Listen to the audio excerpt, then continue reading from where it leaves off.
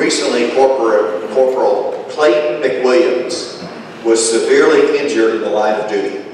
The citizens of Ashdown had a fundraiser to support Corporal McWilliams, and more than 500 attended and raised over $50,000. Well done, Ashdown.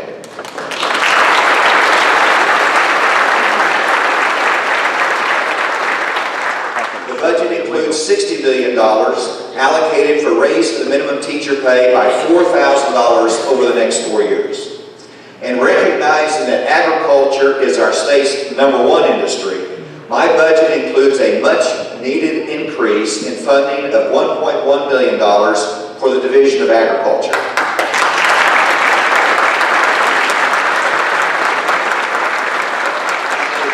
And it includes $1.5 million increase in budget for the University of Arkansas Medical Sciences. Our proposed budget includes sufficient funding for programs that provide a critical safety net for our citizens. And that is why it is important to continue funding at $2.5 million a year our crisis stabilization units, the CSUs.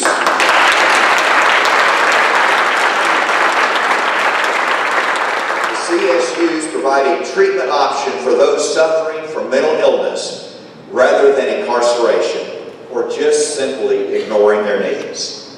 As you know, we have dramatically increased our numbers in computer science courses across the state. Last school year, we were about 6,000, and this year we have more than 8,000 students in high school taking computer coding. That is a 30% increase. And one of the key results of this initiative is that more technology companies are located in Arkansas or being created here. One of my goals for Arkansas is to be a hub of technology companies that will provide new opportunity and diversity to our economy. For that reason, I'm calling for the creation of a private sector technology and innovation council.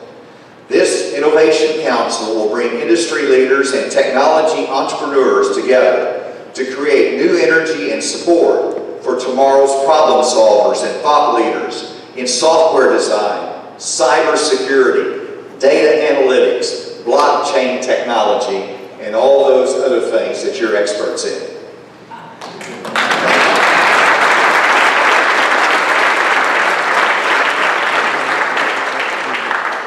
When it comes to our goals for the future, to me it comes down to a growth agenda.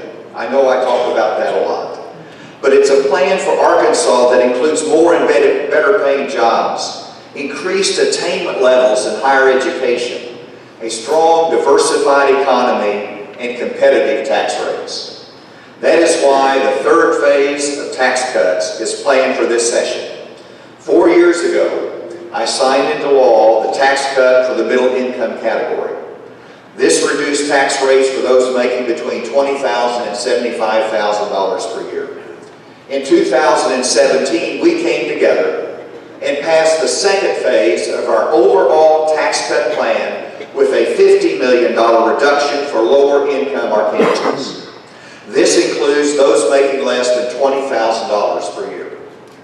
At this point, 90% of all Arkansas taxpayers have received a tax cut. But we have more to accomplish. I applaud the work and recommendations of the Legislative Task Force that worked for 2 years in analyzing and making recommendations. And while I wanted to simply flatten the rate for all taxpayers to 5.9% over the next 4 years, the task force wisely said we should also simplify the rate structure and to raise the standard deduction for taxpayers. The result is a plan that we call the 2-4 5.9 plan. It will set Arkansas on a path to be competitive with our surrounding states, to attract new investments and talent in our state, and to continue our vigorous economic growth. We will work with you to make sure that this plan reduces taxes and that we will hold everyone harmless so that no taxpayer will see any tax increase.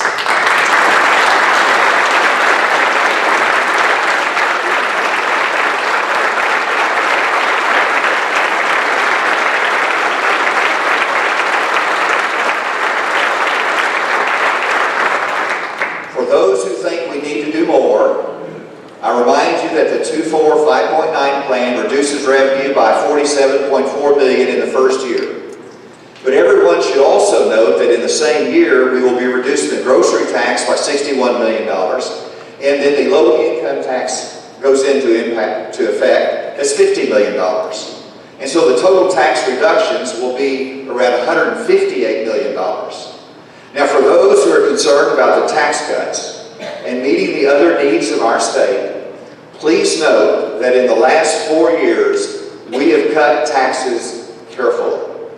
And we have continued to invest in education, in prisons, public safety, and even funding expanded Medicaid in this state.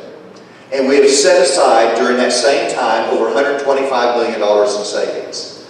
Those commitments remain. Carefulness, commitment, meeting our obligations in education and services. But let's not take our eye off the ball in the importance of competitive tax rates in this state.